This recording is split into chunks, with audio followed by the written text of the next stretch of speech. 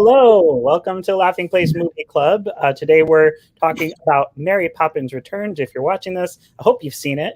And we are live right now if you see the live chat box on the side of the screen. So feel free to join in our conversation. You can just say hi. You can submit questions or things you want us to talk about Mary Poppins Returns. I am Alex. I am joined today by Benji. We've got Cole. Hello. And Jeremiah. Hi there. That was impressive. Ahoy. I've learned how to do everything in reverse. So you do the opposite of what feels right, and it works. So Mary Poppins Returns obviously came out end of 2018, a very long journey for Mary Poppins to get a film sequel. I'm curious to know, going into it or before Disney had announced it, were you actually interested in seeing a Mary Poppins sequel? And if so, what were you hoping it would entail? Cole, I don't think I've been on a show with you in a long time, so I'll start with you just for the novelty of it.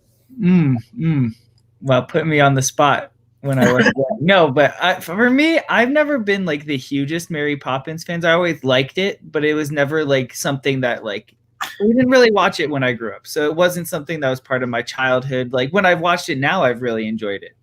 But for me, I was just kind of more like, oh, this is a chance for me to get into Mary Poppins. So I was kind of excited for that in that regards. Of it gave me a chance to get more into the original to be prepared for the sequel.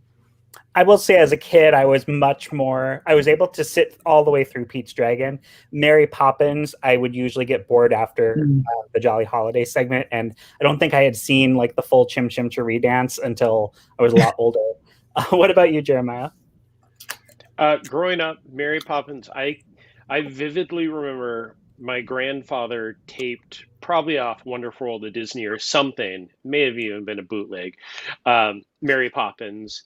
And I can remember in my head where there was a bad skip on the tape and everything. So that Mary Poppins to me is the perfect film. Like I have loved it since I was a little kid. The music is probably one of the things I can quote from beginning to end. So I was never really wanting a sequel. I mean, Saving Mr. Banks to me was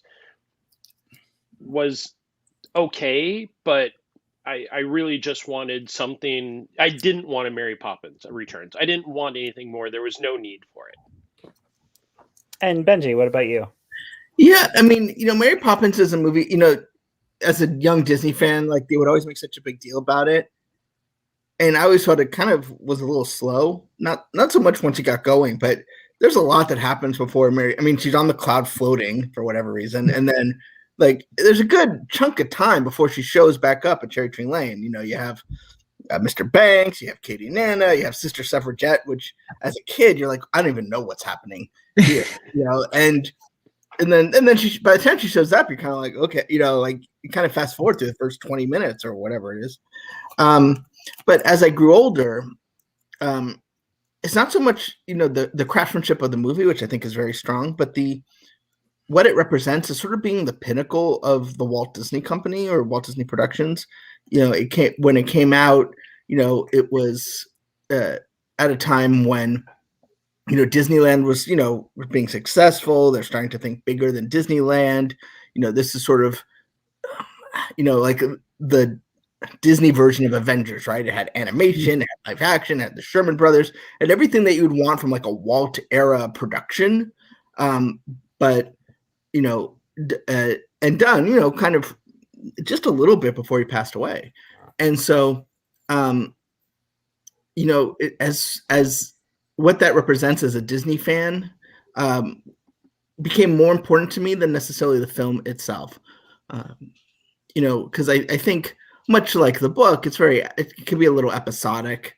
And once again, as I said, when you grew up in the 80s where you had all sorts of family films of, big scales, it wasn't as special as because you had Bedknobs and Broomsticks, you had Pete's Dragon. Like it wasn't the spectacle that it, relatively that it was if you saw it in its original run. So when it came to see the they're doing a sequel, I guess I was just, I love the Sherman Brothers sound, and obviously I knew the Sherman Brothers weren't going to do it, but I just thought, any chance to kind of get a little bit of comfort food back in movie theaters, I was okay with. Well, and two things, because we've talked a little bit about the home market, but what I think is kind of interesting is Mary Poppins wasn't one of the first films Disney put on VHS and beta tape for rental, but it was one of the first ones that they allowed the public to buy, that they sold direct to consumers in the 80s, which is kind of speaks for its worth as well. And just to piggyback on that, I remember when it was on Disney Channel, it was like an event. It's like Mary Poppins is on Disney Channel tonight, as opposed to some of the other things. Like they were like, no, like, destination television, it's Mary Poppins. I didn't know what Mary Poppins was, but like they made you know it was a big deal, bigger than like a Shaggy Dog or anything like that. The Shaggy Dog is still a big deal. No, like they made you know that Mary Poppins was something more than others. But there's room for Wilby Daniels on that show. No, there's always room for Shaggy Dog. Anywho, so now that Mary Poppins Returns, as Maplery, as I like to call it, is here, I'm curious to know everyone's thoughts, initial reactions, and if you've seen it more than once, if the reaction has waned at all for you. Jeremiah, we'll start with you, so I don't put Cole on the spot again. I was lucky enough. I mean, going back to the D23 Expo where it was announced, and then at Destination D just before it came out, we got to hear most of the soundtrack. So the anticipation, the build up to it was really great. And then when it came out, there are definite tears throughout the film for me. Like they hit the emotional moments, and I enjoyed it overall. I've seen it multiple times.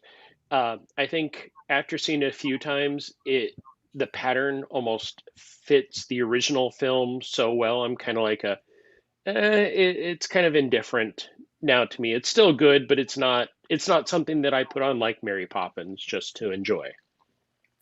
Cool. And Kidder96, thank you for joining the conversation. Next question we'll talk about Julie Andrews compared to Emily Blunt's performance.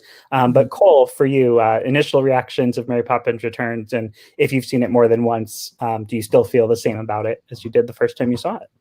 Yeah, this was actually one of the movies I saw twice in theaters, which I don't often do. I like to space out what I see in theaters, but I enjoyed it so much that I was like, I should go see this again. I saw it in Dolby too, which was definitely the way to go because it was the prime version for watching it. And then I watched it again a couple months ago as well when it was still on Netflix before it came over to Disney Plus. And I thought it held up really well for me then as well. I just think it's a lot of joy, it brings me happiness, and it's just it's fun to see all these characters. I'm also, I will admit, a huge Emily Blunt stan, so that definitely weighs on me as well in terms of me loving the film. Yeah, when you went to see it in Dolby, did they have that wraparound screen at your theater, like in the hallway on the entrance? Have you seen that? Yeah. That was cool with the projections of the cherry petals, and the characters' silhouettes. Benji, what about you? Yeah, I liked it. I saw it a lot in theaters, namely because the only sort of criticism I have, which is the ending. I love Dick Van Dyke coming in, but then just him being like, no, don't worry about it. Don't worry about it. You're okay. Like, you're good. And you're like, okay, like, you could have saved us a whole lot of grief if you you just called this other guy, and didn't wait till the last minute. Like, I love the role he plays. I love that he's playing basically Mr. Dawes Jr. as Mr. Dawes Sr. Yeah. And I love his jig. I love all that. But I just felt like maybe if, they kind of let it resolve through the action, and then he came in and was like, made his bit and kind of, maybe if they saved the house and then they fired him because of this, his Colin Firth or whatever, like that would have been a little, it was a little too sort of, there's some film term for this, right? But like, kind of just sums up in a, oh, never mind way.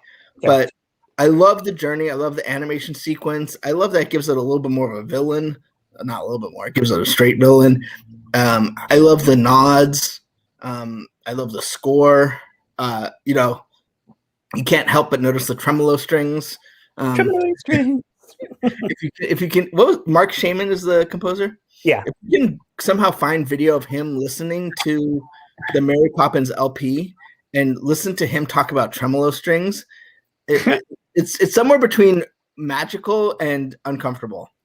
And yeah, he's just full of joy about it. So yeah, I became obsessed with Mary Poppins Returns because in addition to being, you know, a huge Disney and Sherman Brothers fanboy, I'm a huge musical junkie, and just having this modern musical done in that style, I was hooked on La La Land as well. Benji doesn't love La La Land, but that's a movie where I sometimes just crave it and need it. Sorry about that. I fell in love with Mary Poppins Returns. Saw it for a press screening and then went to see it several other times, and just like couldn't get it out of my head. Seen it multiple times since it came out on video, and there are some criticisms of it that I've seen thrown out that I do somewhat agree with. It's very much taking the formula of what was in the original and kind of matching all of those story beats.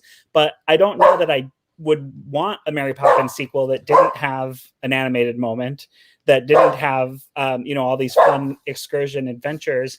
And having read several of the books, especially after Saving Mr. Banks, excuse me, I'm going to let this dog out. But after seeing Saving Mr. Banks, I just felt like I needed to check out, you know, what P.L. Travers' intention for the stories were. And so I read the first 3 books, and I've seen the stage show. And I think what they did, like what they chose to highlight in the sequel, was appropriate as well. So anyway, what Kidder Kidder 96 had set up before was Mary Poppins Returns never had Julie Andrews. So obviously, I think one of Disney's biggest hurdles going into Mary Poppins Returns would have been casting, because they're making it, you know, so many years after, almost 50 years after the original came out. And Julie Andrews as an actress is, you know, kind of untouchable. So it's curious to know what your impressions were of Emily Blunt's performance. And Cole, since you've already admitted your Emily Blunt fandom, we will start with you on this one. I was enthralled by that walk and talk. That was quite impressive. I felt like it was a movie. But Emily Blunt, I love her. I think she's great. I know Benji's not going to agree with this, but I love Into the Woods and her performance in Into the Woods. She got snubbed on an Oscar nomination there, and I think maybe snubbed as well in this role, because she was just, I don't know, she felt like Mary Poppins. She felt like she had an understanding of the role of Mary Poppins and the right demeanor for it. Also made it slightly different to Julie Andrews as well, so you didn't feel like you were seeing the exact same. You kind of felt like she aged, even though she ages much slower, obviously, than regular human beings do. And yeah, I could watch her in anything, and I really thought that she lived up to my expectations for this film. Great. Jeremiah, what about you? Emily Blunt, I would go read the telephone book. But this film, like, I when it was initially announced she was doing Mary Poppins, there was a little trepidation, but at the same time, you know, just like you were saying, we can't have Julie Andrews. She didn't make it Julie Andrews, and she came out in a lot of the press releases and interviews saying that she read the books more than the film. Wasn't like she didn't even see the film, I think was one of the statements.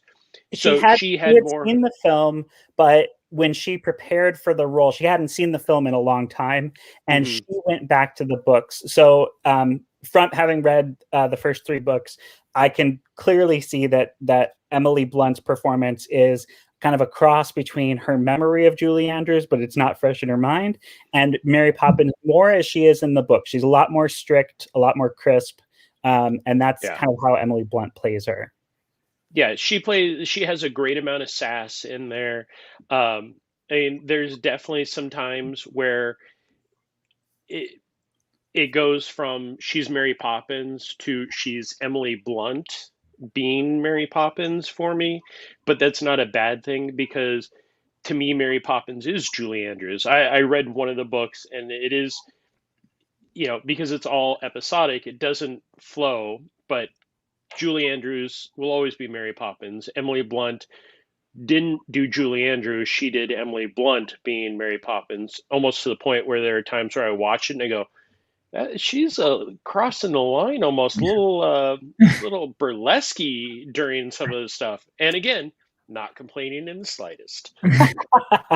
Yeah, there is.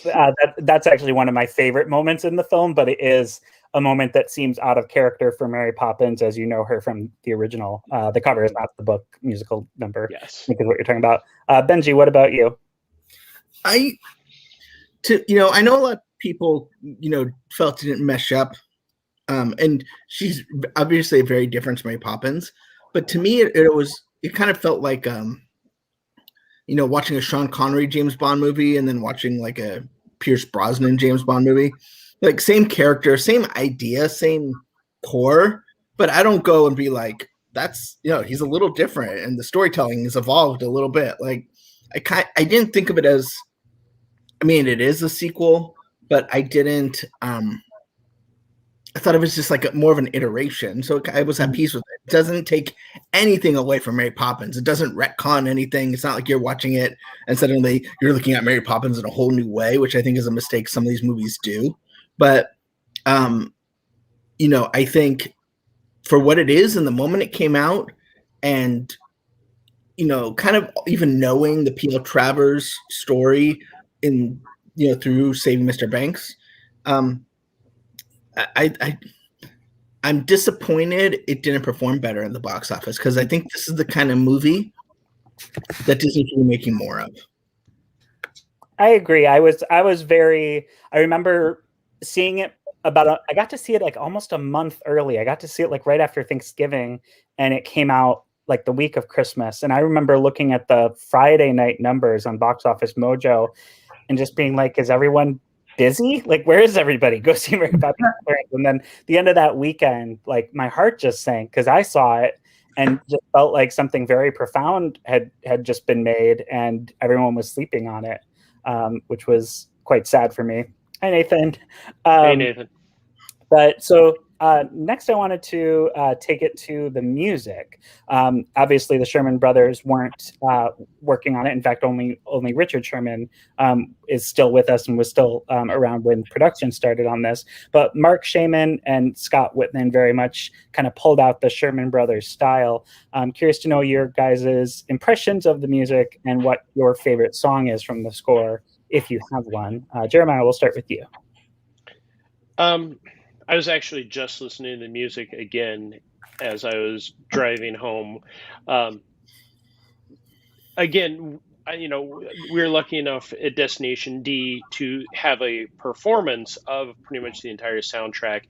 And I think that was an interesting setup for it, but hearing it without the visuals didn't mesh up that well. Seeing the film, I don't think that I could say, that song is my favorite. Cover of the book, that one is definitely a fun one. But I will tell you that I really don't like Michael's song about his dead wife, and that just it's the sister. Well, which song from the original would it be? It's either the Sister Suffragette or it's the Life I Lead. Take your pick of those two bits, but like, those are the throwaway songs in the first one.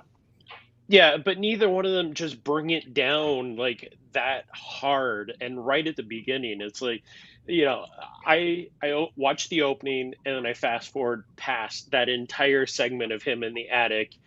It's going the song through this stuff. Skip on the soundtrack, and also it's only like a minute long, so they knew. Yeah, but the music.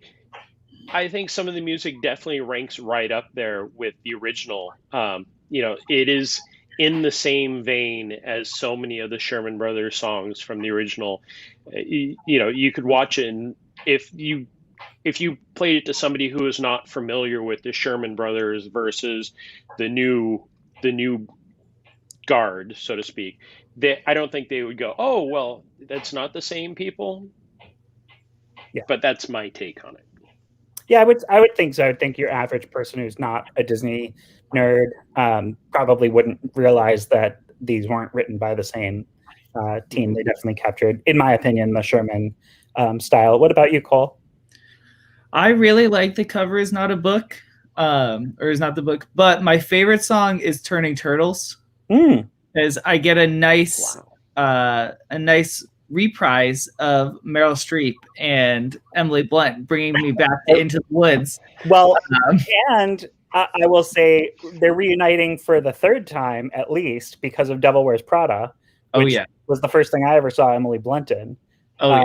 So yes, there is a lot of joy in that number, and I quote Cousin Topsy a lot. After I hear a song that gets stuck in my head, I'll go, "I like, it's catchy." Do you have anything else to add, Cole, before I move on to Ben? I just love it. I mean, it's Meryl Streep can do no wrong. So like, Meryl Streep can play Batman, and it would be the right choice. What were you going to say, Ben? Have his Cole seen Into the Woods? He is apparently a big fan, and I will say I like the first half of Into the Woods. I like the happy half. I still haven't recovered from my brain injury from that movie. Yeah, so Benji, when we're at a movie and he's not liking it, he bashes his head against the seat. And there's only been one other movie that has like come close to his level of head bashing for Into the Woods, but it was topped for Into the Woods. It was that Michael Cera goes to summer camp movie. Youth in Revolt. You remember the name because you were traumatized. I forget the name because that was just a nothing movie and I've forgotten all about it. Benji, your opinion on the songs and your favorite? I like them. It's obviously, I've been thinking a lot about this lately because I've been in a nostalgic mood. You're never going to have the stuff that you fall in love with as a kid will never be supplanted by something new. It's just not going to happen. Yeah. So, I can't come into this saying, there's nothing like supercalifragilisticexpialidocious, because there's no way a new song will ever mean to me what that song means to me today. And so, kids seeing this movie might see equals, but my favorite, that's really tough. I mean, The Cover Is Not the Book is like the fun one, but there's not a heck of a lot of, I would say it's not a great storytelling song, it tells a story from it, but it doesn't really progress the story. Neither does Supercalifragilisticexpialidocious. No, it doesn't. But, but I feel like if you add that into it, it makes it like even a better song. Like, and Supercalifragilistic is not my favorite song in the original film anyway, but well, if you're a real Disney fan, it's Feed the Birds. I didn't say sing it, I said play it. I think it's probably Triple O Light Fantastic, which I know is not a great storyteller song either, but it's an amazing musical number, right? And the behind the scenes of that number is incredible. Yeah, and I like how it takes place on a soundstage. Yes, like the most of it once they get because to me it just makes it feel like Chim Chim Cheree, and it makes it feel like a show. Mm-hmm. Hi, Jane. Uh-huh. That's very sweet. So when I first heard the music, which like Jeremiah, I was at that Destination D event, but when I first saw it in the film, I liked Imagine That, but I felt like they called on Imagine That way too often. It became like in the score, which was also done by Mark Shaman, it became like Mary's theme. And so I remember the first time I saw it, by the end of the movie, being like, I don't want to hear Imagine That again for a while. And that's the one criticism I have of the music. Other than that, I don't feel like there's a bad song in the bunch other than the skippable song that Michael sings in the attic. But I had a favorite song almost immediately, which was Underneath the Lovely London Sky, which bookends the film.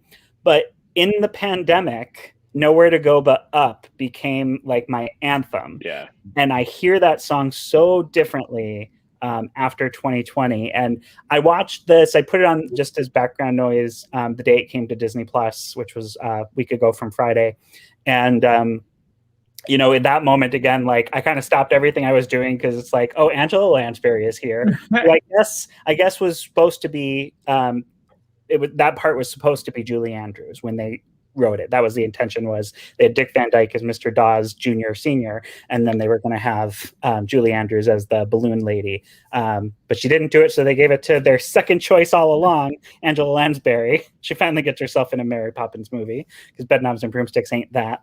And so that song has become, I think, my new favorite from the Mary Poppins Returns score. Can I ask a question about a song from the original Mary Poppins movie? Sure. You know the song where they go, the nanny song. I don't know what it's called, but if you want the choice. Whenever you hear the end, where they go, Jane and Michael. Does anyone else hear? Thanks. Does anyone else hear Jane and Michael Eisner?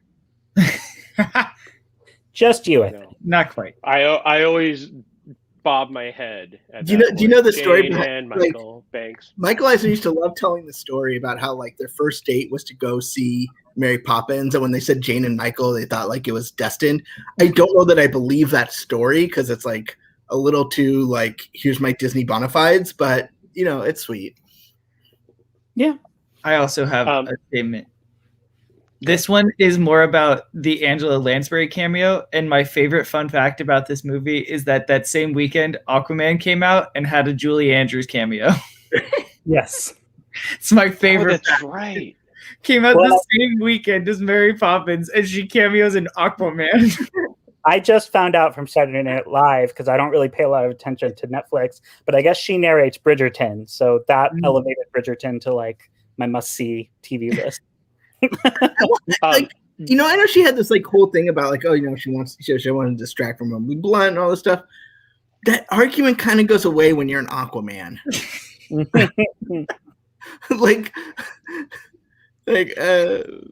don't know. So the song, Aquaman. The bad song was a conversation, and it is actually 2 minutes and 40 seconds. So well, the length is irrelevant. 2 minutes and 40 seconds. You can press skip scene on your disc. You can press skip on your MP3, your Apple Music. Nick Vixen, that's really cool. It was Julie, what's her name? Julie Powell was the costume designer, if I'm not mistaken, for Mary Poppins Returns. And in terms of costume design, I will say, especially the cover is not the book segment, that those flat two-dimensional costumes are so impressive. I've been fortunate to see them in person after the film was made, and it's kind of crazy how many like rhinestones there are on them. So now when I watch the movie again, I'm always looking for the sparkles coming off Mary and Jack. And then the other thing I was going to say is they did have a little bit of fun with Mary's costume. Obviously, oh yes, Sandy Powell. Thank you, Yolanda. So yes, the Mary's costume, they made it a little more lively on the inside, not the outside of her typical nanny gear. So she's got all these fun polka dots on the inside of her jacket, which you just kind of see in the film for like a pop. But they had a little bit of fun kind of updating the costumes. Was there any red in this movie? There's a lot of red. The whole inner lining of her coat was red. So that was actually something I wanted to talk about, was Saving Mr. Banks. I'm assuming all of you saw Saving Mr. Banks before you saw Mary Poppins Returns. Do you think that had any effect on you as you were watching it, knowing the version of P.L. Travers' story that's represented in Saving Mr. Banks, for whoever wants to take it? So I knew a lot of the P.L. Travers story with Walt from, like, as I'm sure we all do, from our Disney History 101s that we took. But I kind of walked out of Saving Mr. Banks thinking it was more fictional than Mary Poppins in some spots. I wish that they could cut out the stories of P.L. Travers' dad and just piece together the Walt and P.L. Travers story out of that. But I think coming out of that movie, I think almost did a disservice to Disney, to Mary Poppins, because it took the spotlight of, hey, here's the best movie that Walt Disney Company ever made, and then here's a backstory that we kind of made our own, but we want you to look at this because Tom Hanks is Walt Disney. Well, I was just going to say that's interesting because I love Saving Mr. Banks. I know there are elements of it that are fictionalized and downplayed, and speaking to the Walt Disney archivists who helped create the set but weren't given access to the script, they've got some scruples with some of the moments. But I actually found the narrative of P.L. Travers's relationship with her father and Walt Disney's relationship with his father, and coming in at that common ground, and that's what convinced her ultimately to let Walt Disney make his movie.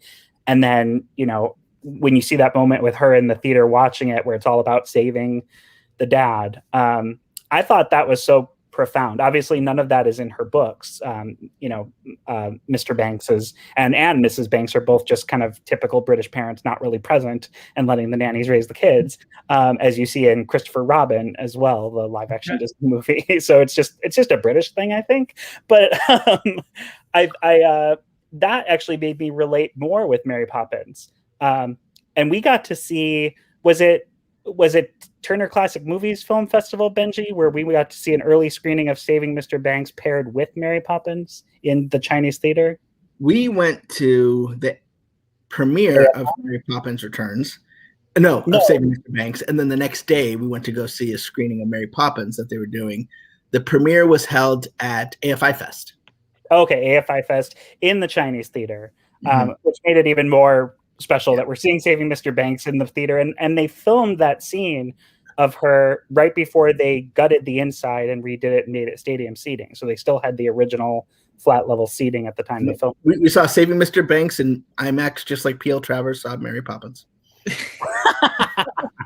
The screen may have gotten bigger. No longer Academy ratio either. To me, what's interesting, what Mary Poppins Returns made me realize, Saving Mr. Banks made me realize, which kind of did color my perception of Mary Poppins Returns. And it's not really the point of the movie, but it's Disney took someone else's IP, for a modern term, took their stories, but made it theirs, Disneyfied it. Mary Poppins, the 1960 film that Walt Disney made, is a Disney movie, not so much a P.L. Travers adaptation. I mean, they took the core of it and the idea, but Mary Poppins doesn't act like she does in the book. It has a through line, which it doesn't have in the book. There's, obviously a little bit more whimsy, in the sort of modern American sense. And to me, Mary Poppins is very similar to Winnie the Pooh, where, there's nothing British really about Winnie the Pooh. They kind of took this, they imported it and gave it an American. Are you saying Sterling Holloway is not British? Although when we went to go see them talk about Mary Poppins Returns, the soundtrack, the songwriters were like, there was this guy, Sterling Holloway, you might have heard of. And I was like, yeah, we're Disney fans. Every 5 years, Walt Disney called up Sterling Holloway and said, we need you in something. We need you at Lambert. Come on down. And so, in a way, to me, it's almost like Black Panther. Like Mary Poppins is like Black Panther. Taking something from, that has that sort of African veneer to it, but then shaking it up and making it Marvel is kind of what I feel like they did with Mary Poppins. They took this British story, but made it quintessentially American. And I feel like what Mary Poppins Returns is, they try to go back a little bit to the original source material. And I think while it's still fantastic and I still love it, that's kind of what it's missing is that Disney spark. Cherry Tree Lane forever. Since you did, Wakanda forever. You likened Mary Poppins Returns to Black Panther somehow. So I was trying to do a thing. That was one thing. So I like it. Like they achieve shots in Mary Poppins Returns that they never had anything like in Mary Poppins. And when they did have like a big panning shot, it was an Ivan Durrell matte painting that, had just a little bit of movement and twinkle. So I did like one of the scenes that gives me the most. You mean John Hench? Not John Hench. Or not Ivan Durrell. Yes, Peter Ellen. Thank you. Ellen Shaw matte paintings, not square trees around a highly detailed forest. But the part where Jack in the beginning, he's riding his bike and he goes past some steps and there's birds on it and there's a woman sleeping, and then the camera pans back and it plays a refrain of "Feed the Birds," and it's St. Paul's Church, St. Paul's Cathedral. Like having the ability to do those things. I initially was kind of bummed that they filmed outside because one of Mary Poppins's claim to fame, and it's not really a fact because it's obvious, is the entire film was filmed indoors. So is Wizard of Oz, but you can't say that about Mary Poppins Returns, where they actually built Cherry Tree Lane on a soundstage outside on an outdoor backlot. Which is kind of cool. But I mean, you don't necessarily want to go see a film in 2018 that looks like it was made in the 1960s, but they took kind of that 1960s approach to making a musical and did it with modern technology, which I love. I'm a huge fan. Did you hear about what Bob Iger's attachment to this movie? That he was head of the Disney company when it was made? No. So like every Friday around 3:00, he'll call Scott Whitman and Mark Heyman into the office and just say, "Play it," and they have to play "The Place Where Lost Things Go." Which I will say, it didn't win the Oscar, and I think Disney campaigned the wrong song. They campaigned this movie's "Stay Awake," not this movie's "Feed the Birds." And nobody wants Stay Awake. Stay Awake was the name of a very scary album in the 80s. So we're done with that. Stay Awake has been canceled. But it would have won anything though. Shallow kind of had the run of it that year. I don't think that anything was going to beat that, no matter how hard they campaigned. That is true. Probably nothing Disney put up for Mary Poppins Returns was going to overtake Gaga at the Oscars. But if it was Justin Timberlake, I'm sure we could have thrown him down. Anything else you guys want to say about Mary Poppins Returns before we wrap it up? I want to go back real quick to the box office thing, because I also thought it was odd that it didn't do as well. I thought it was going to do a lot better than it did, especially with the year before Greatest Showman having such a good run in that same exact time period. And it feels very similar to that in terms of like being a return to the big musical with these set pieces and big dance numbers and stuff like that. But I think the issue was just kind of looking at it. That same weekend, Aquaman and Bumblebee came out, and there was still Spider-Man Into the Spider-Verse, like trailing along, and that's four pretty legs. Yeah, with all 8 legs, and like that's 4 movies with a very similar demographic. They're all family-based films, and there wasn't enough, I guess, to differentiate Mary Poppins from that pack, because I watched all 4 of those films, and as much as I like Mary Poppins Returns, it's probably my 3rd favorite of those 4. So like, wait. Bumblebee. Where does Aquaman fall? It's 4. Aquaman's 4. Okay, yeah, then you're fine. Aquaman's 4. But yeah, a lot of competition at that time that it made it hard to get through that when you have 4 films that all did pretty well critically and at the box office. Yeah, and the other thing with Greatest Showman is I think part of what sustained it is it had a hit song that went to mainstream radio that really spoke to people, and then they felt like they had to see the film, whereas none of the songs in Mary Poppins Returns were made for 2018 radio or streaming service success. Like none of these were a Breaking Free or a Look Out Here I Come, whatever that song is called. This Is Me. It's interesting though.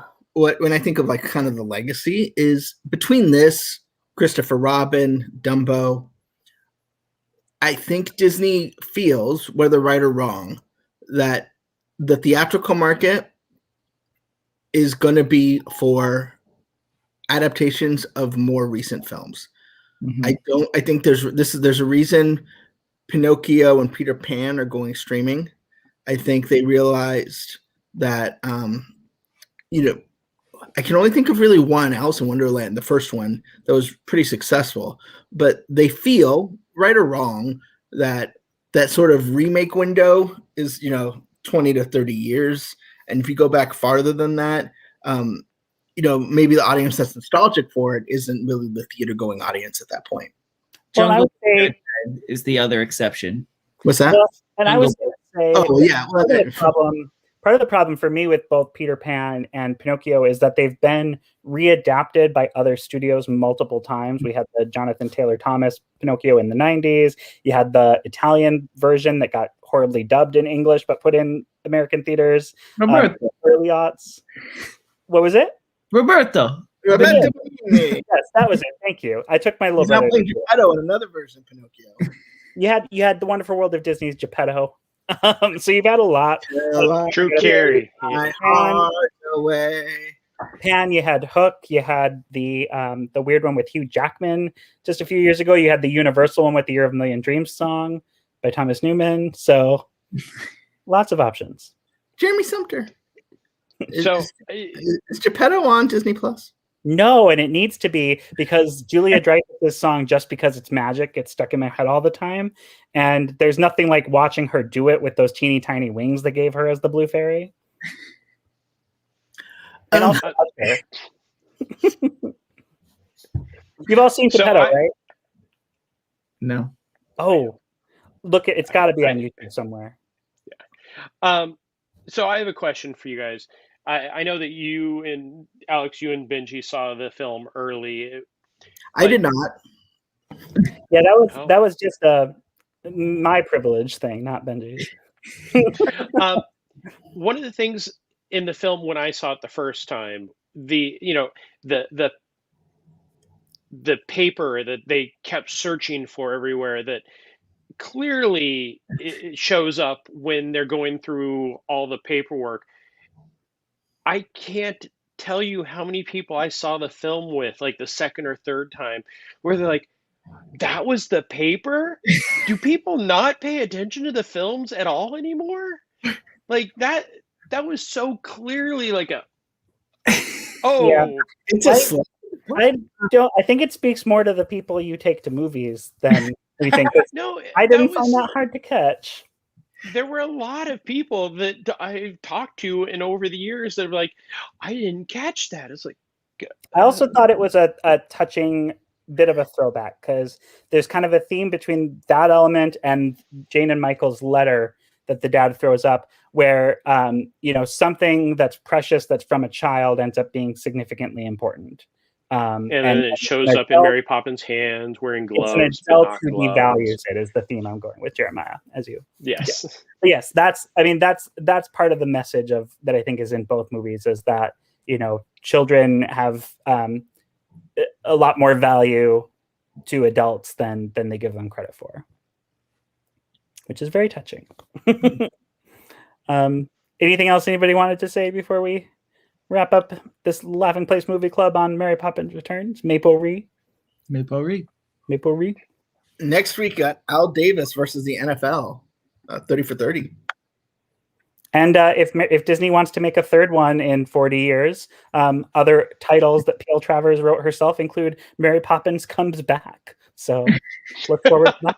I don't believe they'll be making Mary Poppins in the Kitchen. No, Mary Poppins in the Kitchen might be a Disney Plus original short form series. Wasn't there a Mary Poppins Goes to the Zoo? I want to say that one was done like after P.L. Travers passed away, and they like published some random extra stories. But the confusing thing about the Mary Poppins, it's the reading order. This is like this with like Narnia too, but the reading order is not necessarily the publication order, because she wrote 2 books with Mary Poppins with the Banks family. Then she wrote another book with Mary Poppins with a different family that people didn't like as much. And then her next book was more stories of her with the Banks family, but there were a midquel that take place interspersed between the first and second book. Because the Banks family in the books has a lot more kids. So Raiders of the Lost Ark, Temple of Doom, Last Crusade, but it's Temple of Doom. Okay. Sure. Except more confusing, because one of them takes place here. That was Beanie. Well, that's our show. Anything else you wanted to plug for later in the week, Ben? I'll be on our next live stream at 11 o'clock Pacific from Disney's Hollywood Studios, AM at 11 a.m. So, Yes. Get some sleep. Please tune in. Watch me freeze at Disney's Hollywood Studios as opposed to freezing at Disney Springs earlier today. And then also at 4 o'clock, we got Barely Necessities, and 7:30 Disney Trivia Live. And I think that's it. Oh, no. At 1 p.m., Mike will be at Universal Studios City Walk in Hollywood. Now that you can eat outside. Ooh. Very exciting. Yeah, City Walk is like a 10-minute walk. So it'll be like, here are people eating at Bubba Gump's. So he can get butterbeer again, since apparently they serve that in City Walk now. Yes, they changed over what was Jody Maroney's Sausage Factory, and it's had 3 different titles. Now it's butterbeer, and I think that's actually where you can buy the Simpsons donuts now, and Duff beer. So, do they still have that big King Kong for some reason? Yes, always. Well, thank you so much for watching. Hope everybody has a good night, and we will see you